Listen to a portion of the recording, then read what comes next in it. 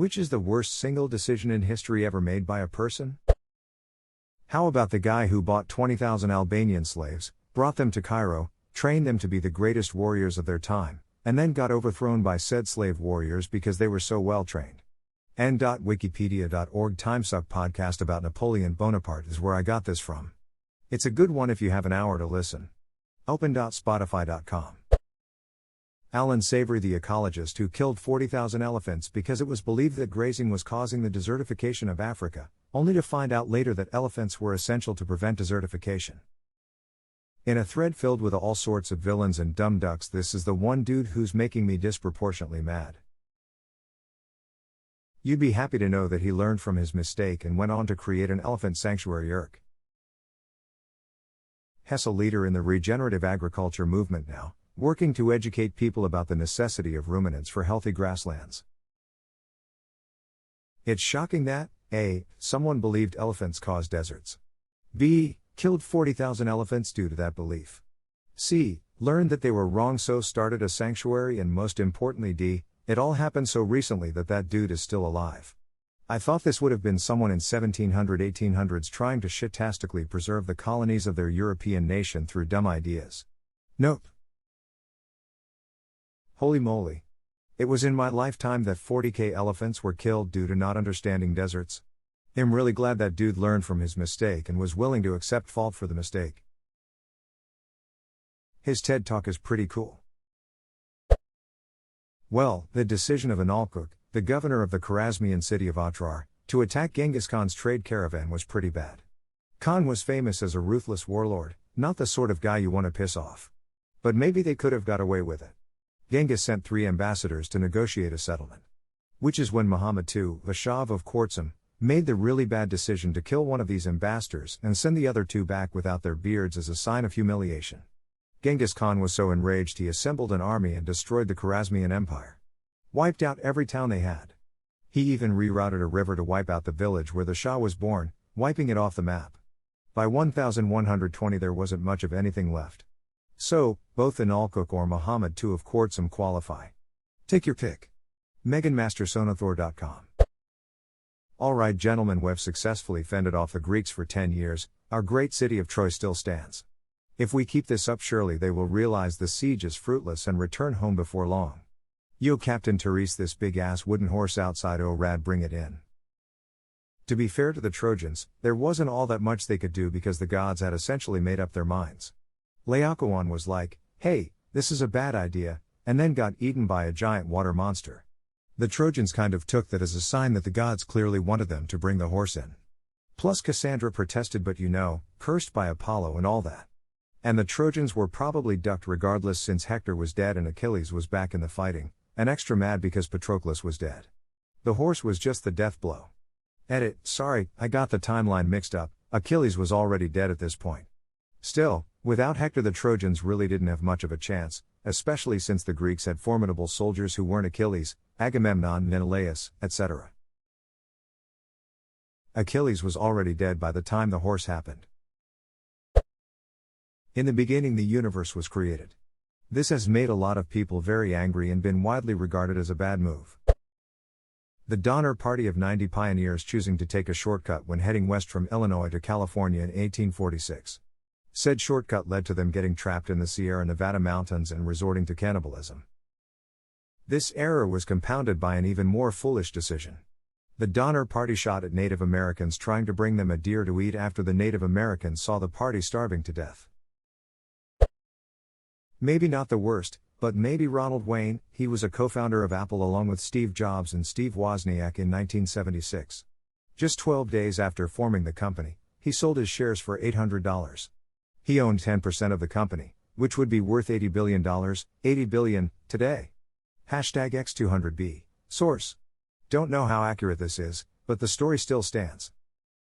Regardless of the exact numbers, it's accurate enough. He held a large enough stake in Apple that would have rendered him one of the richest guys ever. He sold it for so little. In a later interview he stated that he doesn't let the decision haunt him, given what he knew at the time. I think that's the only perspective one could take without going insane. Edited to add, my inbox is blowing up because hundreds of people are trying to exhaust all possible ways to say hindsight is 20/20. We know. That's what I tell myself about not buying a house in 20,122,013, but it still makes me want to cry sometimes. Same thing with me and Bitcoin. Cashed out at 600, breaking even with what I spent on equipment. A year later? 10K. The decision by the Scottish to invade England during Black Death must be up there. Scotland have made a lot of very stupid decisions in its past, like that time we kicked out half the population. Most of them went to Australia, New Zealand, the USA or Canada, which is why there are so many people with Scottish heritage there. Highland clearances. Scottish landowners were all like there can be only one. Mao Zedong's revolutionary campaign, the Great Leap Forward, resulting in millions of people starving to death. How did they not realize moving all the people who grow the food into factories would result in famine? Interestingly, one of the other contributing factors was the state encouraging people to kill sparrows. Sparrows were regarded as a pest, and it was thought that they were eating the seeds of crops, thus farmers were encouraged to kill them. In actual fact, sparrows ate insects and helped keep the insect population down. Without the sparrows, the insects were left unchecked and allowed to feast on the crops, ruining them. Not the worst in the world, but apparently my family owned a little town west of Kent, UK. My great-great-great-grandfather got plastered one night and gambled it all away. Alcibiades was considered a traitor in Athens for leading his men to death. A traitor in Sparta because he got the queen to cheat on the king with him, and a traitor in Persia after including them in a war. Edit. So I did a little bit of info in the switching sides and stealing statues. Dicks are also true, plus he is a bisexual. Not like there is anything wrong with bisexuality. Yeah, but he got away with it and had fun. And in the end, that's all that really matters. Radcliffe Line. The process to divide India and Pakistan boundary in 1947 was done hastily and without major considerations to local populace religion. Radcliffe was not a geography guy and majorly messed up the process. Millions died. Link, n.m.wikipedia.org. It'd say the partition of the Levant, Middle East, was way worse. Arbitrarily drawn by people who knew nothing about the region. I once read something similar to, when you see a straight border, you can assume it was drawn by someone not living there. It makes sense. Saskatchewan's borders are all straight lines, and nobody lives there. Saskatchewan. Easy to draw, hard to spell. Kaiser Wilhelm II firing Otto von Bismarck. Bismarck had a plan. He always has a plan. But not when an incompetent Kaiser boots him out of his means of putting his plans into action.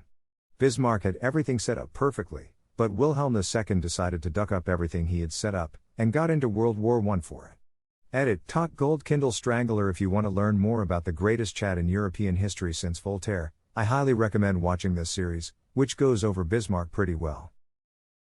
Seriously, people constantly bring up the assassination of Ferdinand, but this was such a bad move it should completely overshadow the powder keg of Ferdinand's death. Wilhelm II had no idea what he was getting himself into, and firing the very man responsible for Germany's rise to international power was a hell of a way to kick things off. What a code. Ferdinand was the inevitable breaking point. The assassination itself wouldn't have been notable other than the fact that it was the straw that broke the camel's back. Whoever said the world's biggest MMO RuneScape should remove the wilderness and free trade? They threw a literal fortune down the drain just because they didn't understand their own product. There's no more Wildy and you can't trade with other players now? There wasn't, for a time.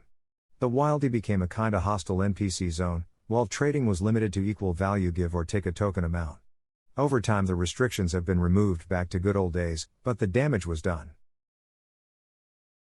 Damage is too far gone. So many hours chopping wood, man. Tell me about it. I 99 them all. Let's invade Russia must somewhere up the list. Twice. Except for Genghis Khan. He came from the east, cheater. I'm gonna do what's called a pro gamer move. Now you see me sequel not being called now you don't.